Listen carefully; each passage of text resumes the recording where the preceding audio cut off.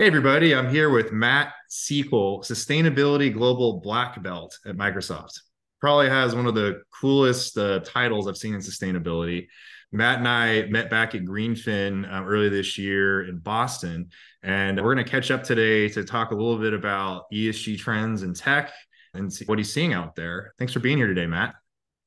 Yeah, it's my pleasure. Thrilled to be having this conversation. Great. The first question is, what are some of the biggest challenges tech companies like Microsoft face when communicating ESG? Yeah, this is a great question because tech has really been leading a lot of the narrative around sustainability. And I think in my own opinion, it's largely because our core business value is directly tied with the green transition. We're all running huge data estates, which impact the energy being used, to biodiversity of where those data centers are running, and things like that. And so for us, we really have to get this narrative right. But to get the narrative right, we really have to do the work. And Mhm. so one of the interesting challenges that we had, I think it was in 2021, was after COVID hit, the world shut down. Satya said that companies experienced 6 years of digital transformation in 6 months. And what that meant for us is people were moving workloads into the cloud. Consumers were also buying Xboxes because they were staying home. And so something interesting happened in that sustainability report after that, which was our scope three emissions went up and our revenue went up.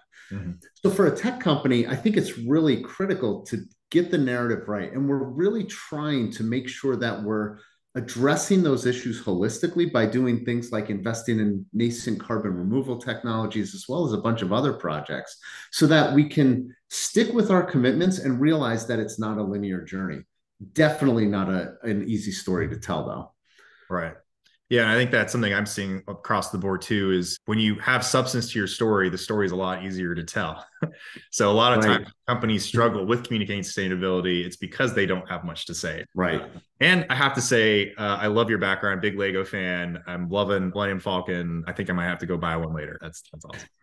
That's great. All right, next question. What are some of the current ESG trends you're seeing across the tech sector writ large? I know it's been a tough year for tech overall, but yeah, what are you seeing now that we're kind of getting to the end of 2023? Yeah, I think you probably know that Microsoft made a big kind of pivot into data and artificial intelligence this year, as did many of our peers.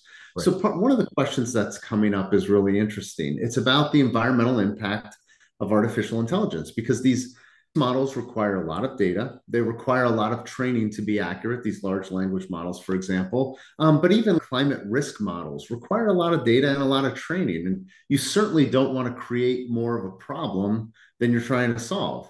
And so, environmental sustainability, our Microsoft research team is actually looking into that to balance the training versus the carbon emissions. And we publish all this out, and people can go check it out. But another interesting intersection with that particular topic in ESG is around the social. And so, with artificial intelligence and the amazing opportunities that it can bring, comes a lot of risk. And if you pay attention to Microsoft, mostly the Microsoft president, Brad Smith, he's been going around the world and talking with world leaders around the dangers of AI, but also the opportunities as well, because it definitely is a balance. But we need both companies and governments really to get it right if we're going to start democratizing access to social services and things like this at scale through artificial intelligence. You're about to publish a new book. Can you tell us a bit Yeah. about that, and when will it be available, and what should we be expecting? Yeah, I'm super excited. So I graduated from Penn State with an English degree a long, long time ago. So this is my first book. Very excited. It's a book for corporates about ESG because when I was coming into this topic myself, I found that a lot of the books were very much focused on financial services and ESG investing and sustainable finance. And even some of the coursework at the time was mostly focused on that area. And that is where ESG started. It really started off as a financial services concept with the UN, but corporates were ultimately always at the center of it. Yet nobody went to corporates and said, here's really what ESG is, and here's how it drives business value. Even beyond doing well and doing good, there's business value here. There's also trade offs you need to consider. And just something drew me to it because you can turn ESG issues over 10 different ways and always see different angles, and there's no certain answers. So, what the book tries to do is explain the complexities, help management teams and individual contributors understand the trade offs and how to think about the interconnected nature of the acronym in order to build a business defensible position for some of the storytelling that you do, frankly, but also addressing the crazy web of interconnected risks that are out there. So it comes out in April. It's called ESG Mindset. If you don't mind me saying, it's available for pre-order at your favorite book outlets. I'm super excited about it. Great. We'll include the link in the description so people can That'd see. be great. Thanks. Yeah, awesome. Definitely be checking that out.